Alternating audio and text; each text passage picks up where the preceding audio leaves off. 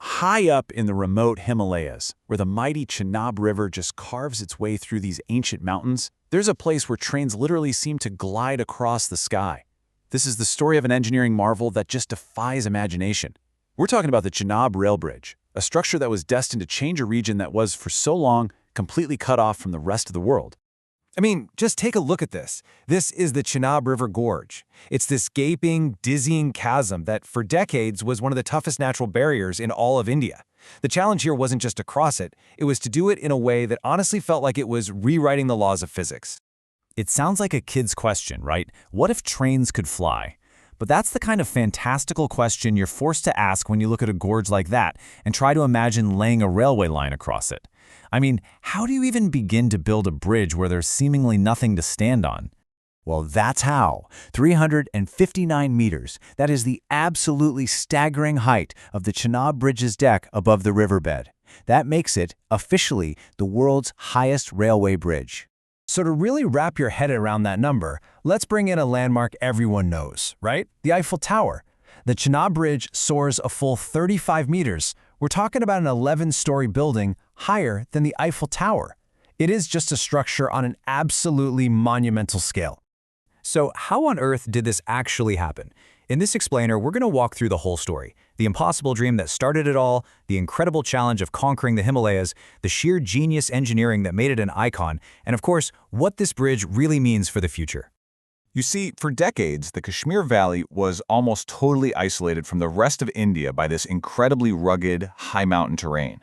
The dream was to build a reliable, all-weather connection, and this bridge was going to be the centerpiece of this hugely ambitious project called the Udhampur-Srinagar-Baramulla Rail Link, or USBRL. Before this railway, the only way in by land was this winding 185-mile road, and it was so unpredictable. I mean, you had constant accidents, landslides, heavy winter snow. All of it could cut the entire region off for days, sometimes weeks at a time. So this wasn't just about making travel more convenient. It was literally about creating a lifeline.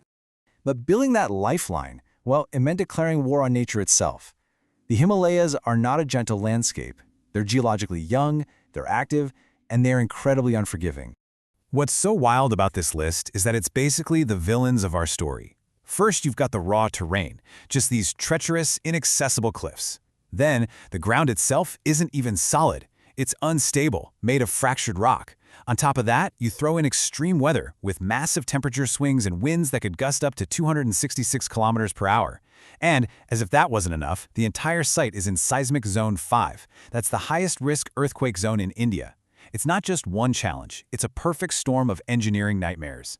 And this right here shows you the foundational problem perfectly.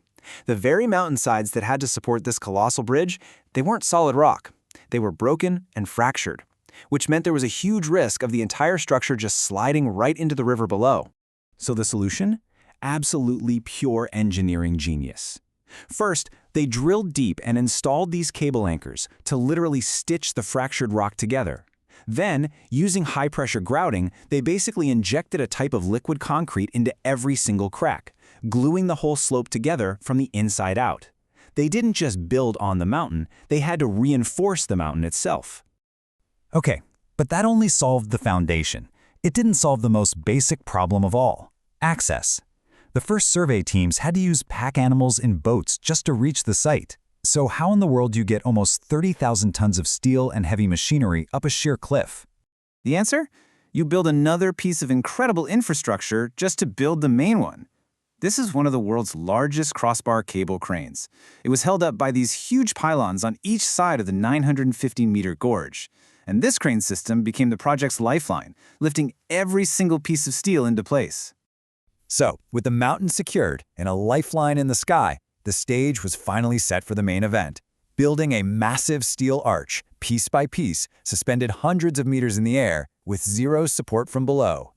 The method is called cantilever construction. It's pretty wild. After anchoring the massive foundations, engineers started building the arch out from both sides at the same time. And as each new section was added, temporary stay cables were used to hold the growing structures, anchoring them back to the mountainside. This kept them stable as they reached out over the massive void, just inching closer and closer to each other. And this was the moment of truth. They called it the Golden Join. After years of painstaking work, the two halves of the arch finally met in the middle. They were joined with millimeter-level precision. And that single moment didn't just complete the span, it created an icon.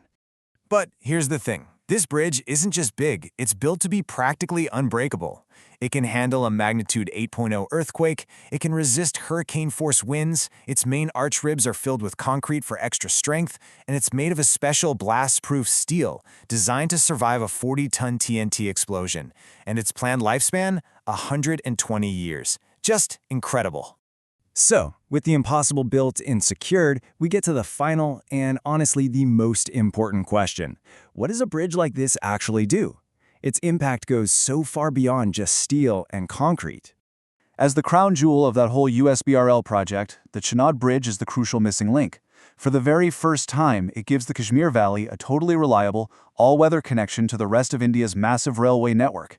It basically ends centuries of geographic isolation. And the impact is immediate. It's tangible. A journey between Katra and Srinagar that could easily take most of a day on those dangerous roads, it's now down to just about 3 hours. That's not just an improvement, that's a complete game changer for commuters, for trade, and for the whole region's tourism potential. And this quote right here, it just grounds the whole project in its human impact. For local farmers and traders, people like apple growers, this bridge isn't just some engineering marvel. It's an economic lifeline. It means their products can get to markets all across India way faster and more reliably than ever before. So, in the end, the Chenab Bridge is so much more than the world's highest railway bridge. It's a testament to human ingenuity, it's a vital economic artery, and it's this powerful, real symbol of connection and national integration. It really leaves you with a final thought, doesn't it? I mean, structures like this are designed to span physical divides, rivers, gorges, valleys. But when we manage to build a bridge this monumental against all the odds, what we're truly connecting are people, economies, and futures.